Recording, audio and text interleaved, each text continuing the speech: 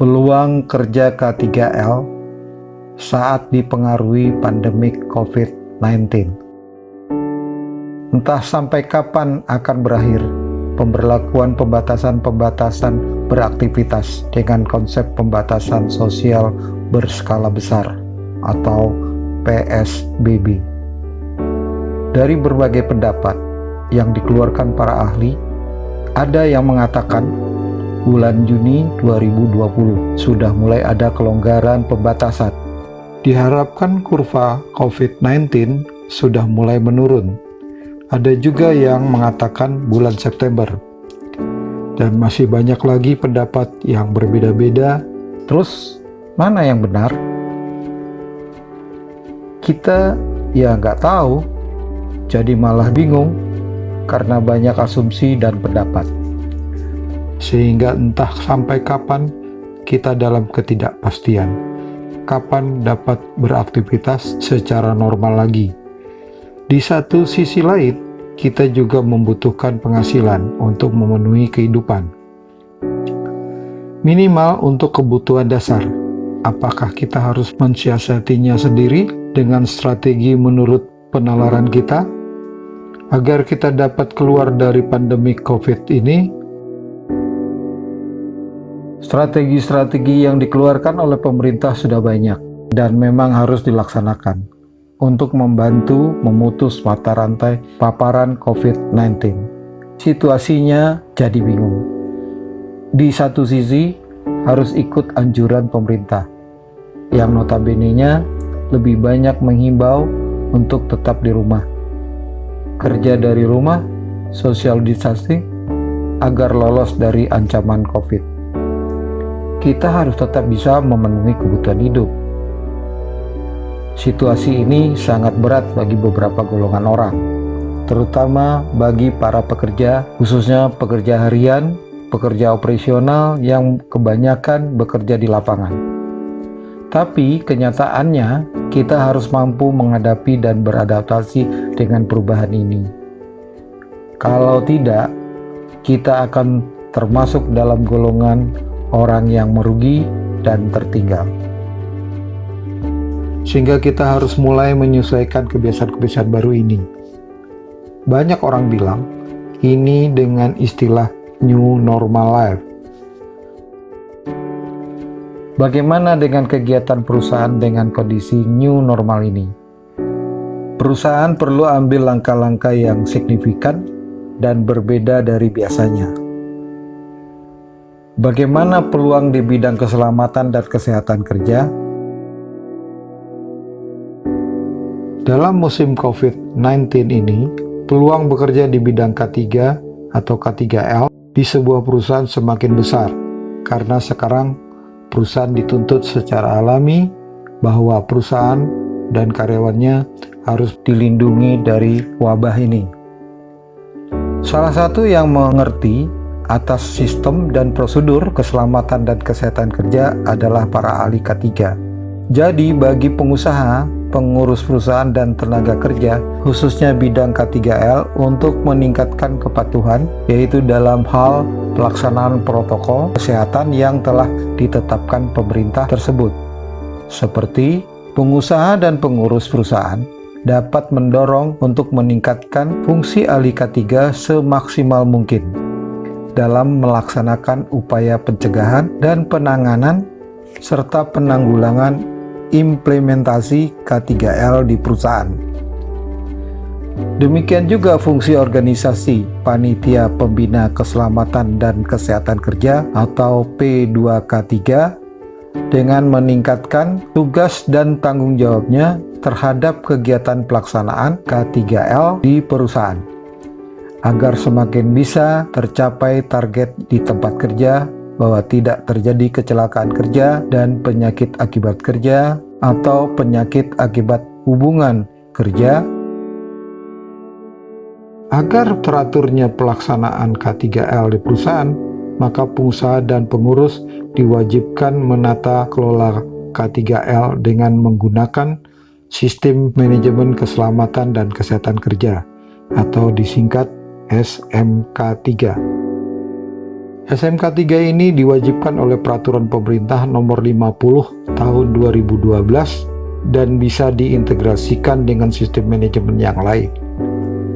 Misalkan ISO 45001, 31000, 14001, dan 9001, serta sistem manajemen lainnya. Perusahaan nggak hanya mengurusin bidang K3 saja, tetapi harus juga di bidang kesehatan, seperti pemeriksaan kesehatan pekerja secara berkala sesuai dengan potensi bahayanya, melakukan program pencegahan tentang potensi serangan bakteri, kuman, virus, dan penyakit menular di tempat kerja. Contohnya COVID-19, TBC, hepatitis, demam berdarah, dan lain sebagainya. Demikian juga di bidang kebersihan dan kenyamanan tempat kerja. Bisa menggunakan konsep manajemen housekeeping atau Kaizen atau disingkat 5S, 5R. Yaitu melakukan sharing, artinya membereskan atau membersihkan tempat kerja. Saiton berarti menyimpan benda-benda dengan teratur. Saiso berarti memelihara tempat kerja supaya tetap bersih. Saiketsu berarti kebersihan pribadi atau disiplin dengan selalu mentaati prosedur di tempat kerja. Setsuke mengevaluasi dan mengerjakan secara terus-menerus. Di Indonesia 5S diterjemahkan menjadi 5R, yaitu ringkas, rapi, resik, rawat, dan rajin.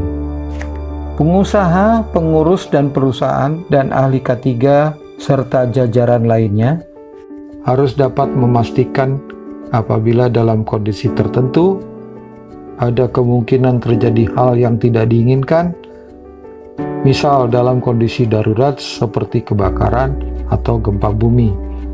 Semua harus siap menanggulangi keadaan darurat itu dalam waktu yang singkat, juga dengan cara yang tepat, yang akhirnya dapat meminimalkan kerugian yang terjadi. Ya, menurut saya, jika hal-hal tersebut tadi harus dilakukan dengan sebaik-baiknya.